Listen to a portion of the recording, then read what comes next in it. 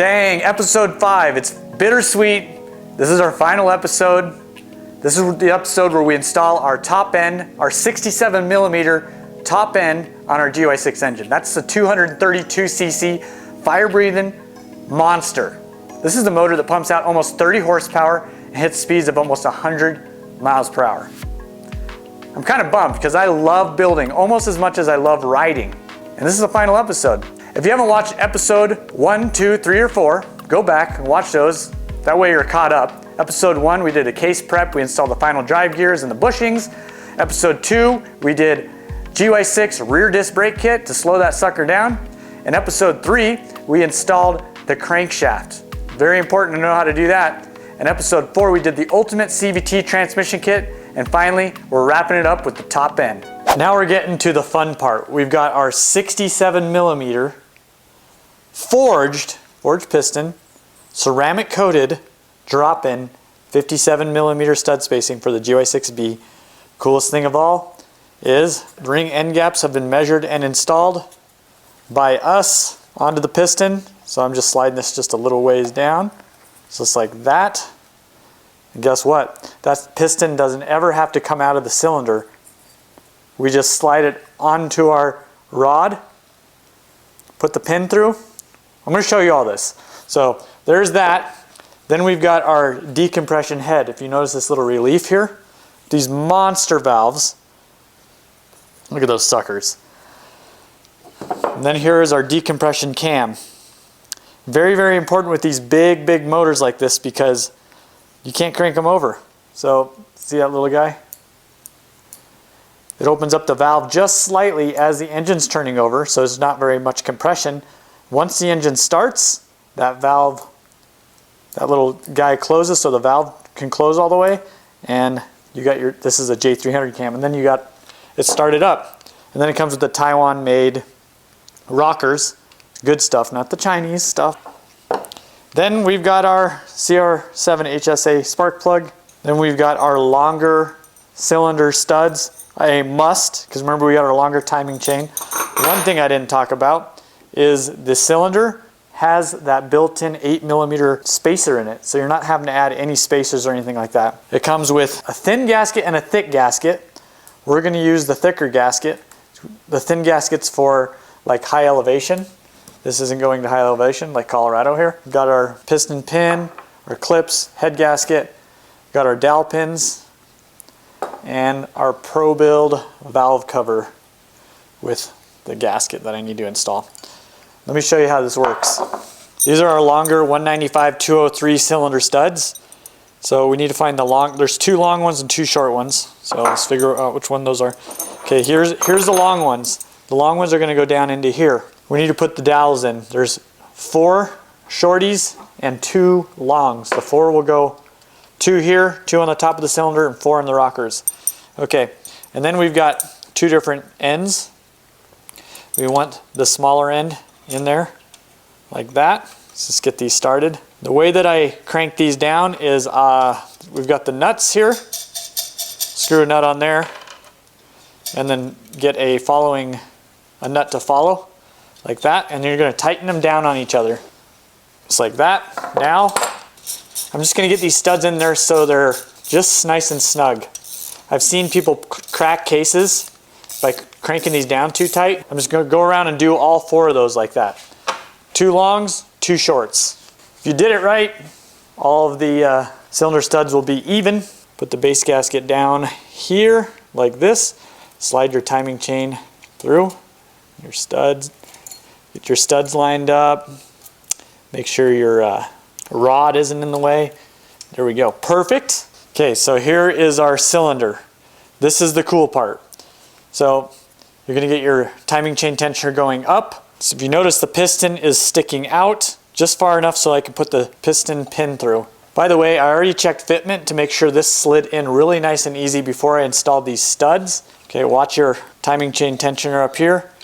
Don't go too far and have your rod go into the piston just like that. Okay, now we've got our piston pin. We're going to do a little bit of assembly oil on there. See how I've got the piston almost out of the cylinder, but not quite? That's exactly what we want. I'm going to put the piston pin in. And then I'm going to slide the rod. Where are you at? This takes a little bit of finesse. Okay, that's good. That's perfect. Except for I just need to put my clips in. That's these guys right here. They're G clips, so they're really easy to put in. I just need a pair of pliers. Okay, see the little notch right here? I got my G clip, and we're just gonna slide that into the notch and then keep spinning it until you hear it click. Once it clicks, there's our notch and there's our G clip where I was grabbing. You want that on the other side right there, 180 degrees from there. Do the same thing on the other side. Perfect. Now, all I need to do is take my timing chain, slide it through the hole over here, get my magnet, hold the timing chain, give this a little shake. Just got to guide the cylinder into, actually at this point sometimes it's best to just turn this. Just hang that down until you get it in there. My timing chain tensioner was caught. There we go. Just keep sliding this down. There we go. I try to get this to top dead center, so I'm going to hold this. I'm going to get the piston to the very top. There we go. Let me show you what I mean. See that? Got the piston at the very top. You can move it. There's a mark on the side. We'll worry about that in a minute. Now we've got our timing chain tensioner. See that little notch right there? Make sure you put the timing chain with the little guide right there. Slide this down. It shouldn't move up. That's how we know we're good. Let's put a little assembly oil down the guide right there. Do the same thing there. It's going to make a little bit of a mess, but okay. Now, head gasket. This little guy right here is going to hold that timing chain tensioner down right there. So let's bring her down.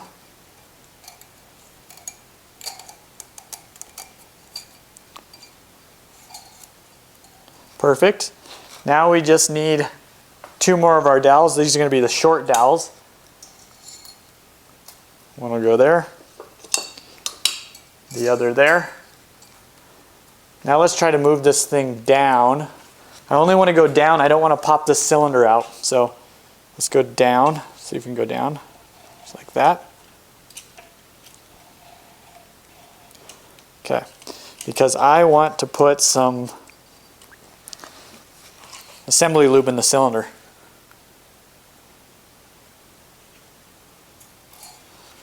It's going to smoke like a wild banshee when it first starts, but okay, I'll bring it back to top dead center. When I do that, I got to hold this and hold the cylinder down. There we go.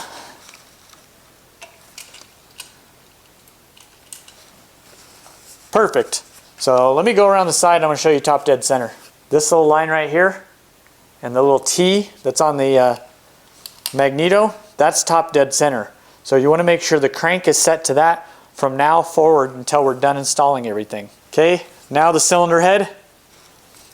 The exhaust is going down, of course. Just line all these studs up, slowly slide it in.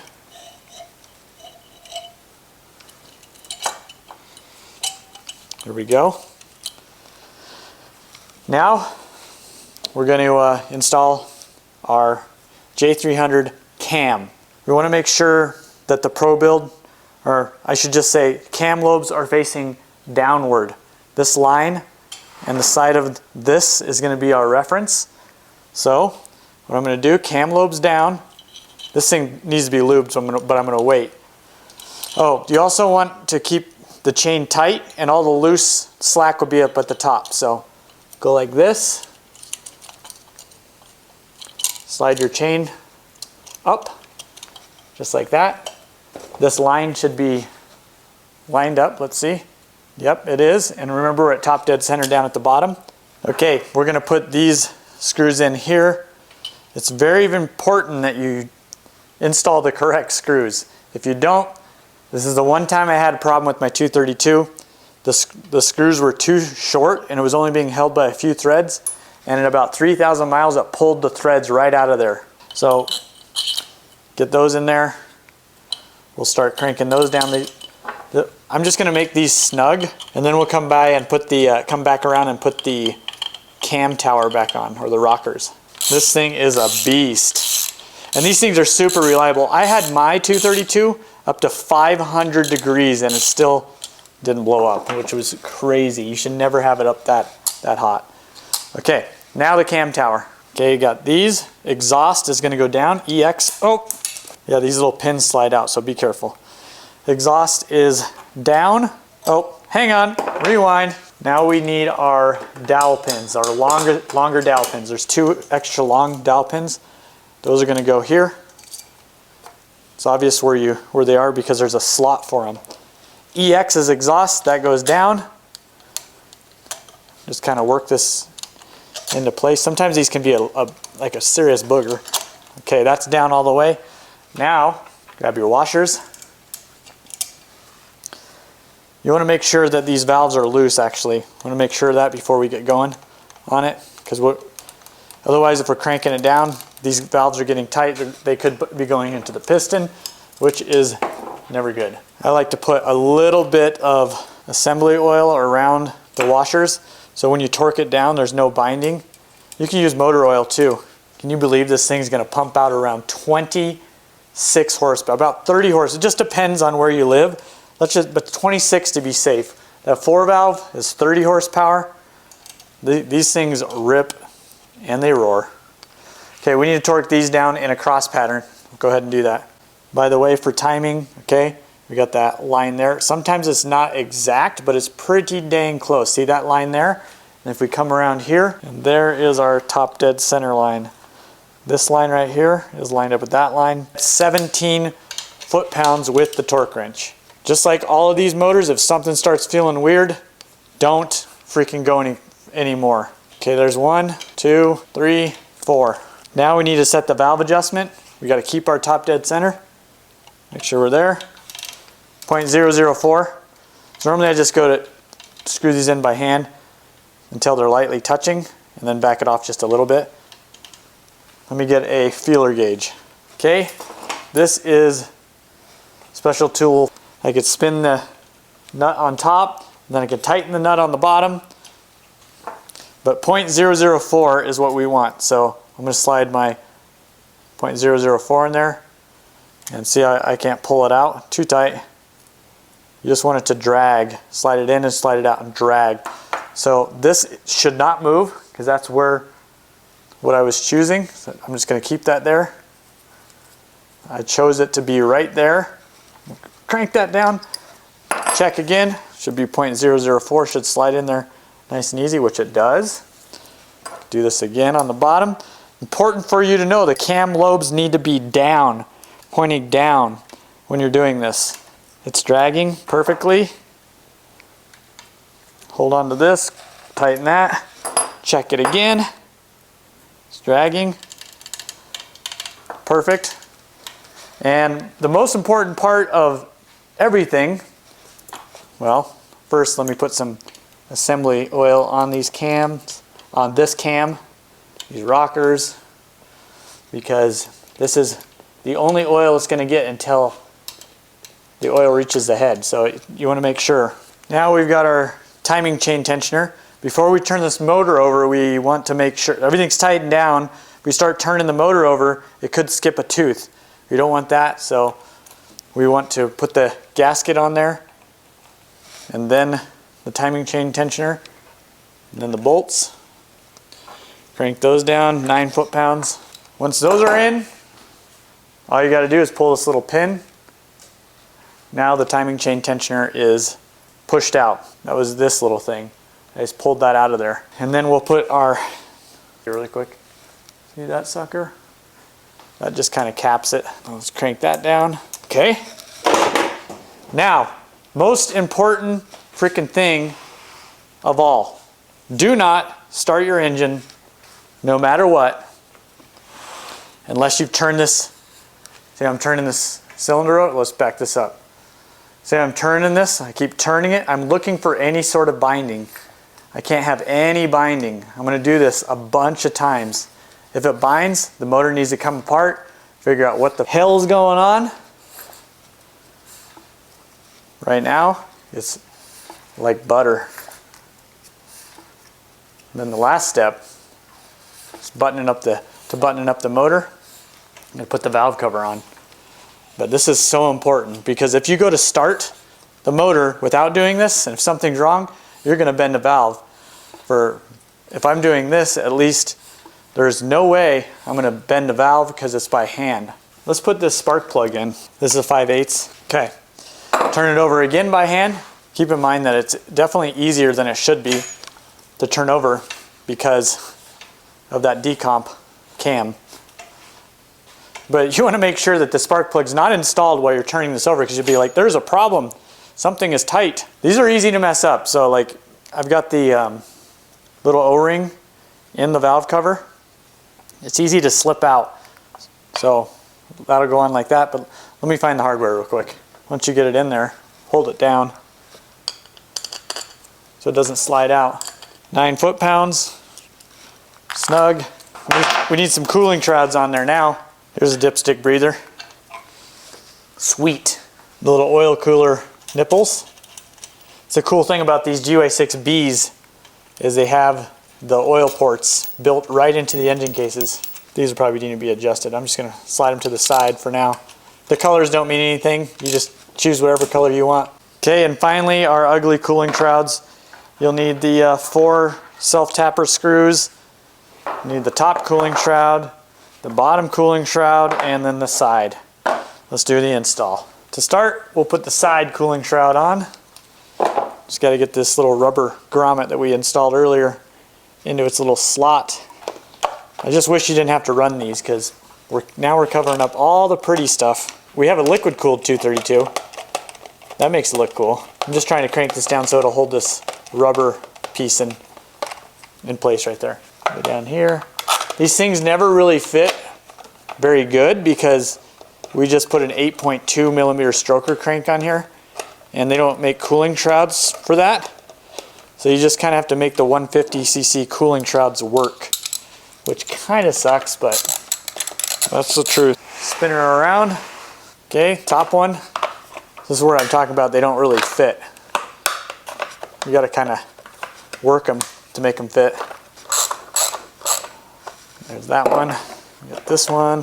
Things got a little wild. So as you can see, it's not a perfect fit. This guy's up a little bit. I did have to trim up underneath there, right up here, because it was hitting the oil cooler. But it's sealed up for the most part. I had to open it up right here, but that's okay because it opens down here anyway. That's the unfortunate thing about these 232 cooling shrouds. The good thing is the frame covers most of that, so you won't see that. But she is done. Sweet, sweet, and sour freaking chicken. I was here till 11 o'clock last night with you guys filming, but this is the next day and we're freaking done. 232 cc's of throbbing GY6 in your face. Close to 30 horsepower. I think these put out actually about 26 horsepower. They go about 100 miles an hour. I've had mine up to 96. Not that you want to go 96 miles an hour, but when you're going 50 cruising, you still have a lot more. That's the beauty of these motors, not really to max them out. They get really hot quick, so it's not like you want to just get on the highway and go 96 miles per hour. These are just good for that, cruising with plenty more power to go. I've had mine for 5 years. I rip and roar on it, and it's lasted a long time. You just have to know when to quit. But here it is. If you want to get yourself a kit, you can use this video to build your own. Motor done. Now all we got to do is ride that sucker. Actually, to be honest, that motor was purchased on our website, and you can do the same thing if you want. We've got engines from 150cc drop-in crate motors, 171, 190, 232, 2-valve, 4-valve, water-cooled. We have all of those on the website, so if you're interested in anything you've seen in this video, they can be purchased on our website. And if you want this complete episode start to finish to download onto your computer, we have our DIY video library. Next to the subscribe button on a desktop computer, you've got a join button. You can join that sucker, become a member, and there's 80 plus videos that's not on YouTube, public YouTube, in that library. I appreciate you guys more than you know, and we'll see you in the next series. Oh, one more thing. You're probably going to see a 232 motor over here in action, so stick around.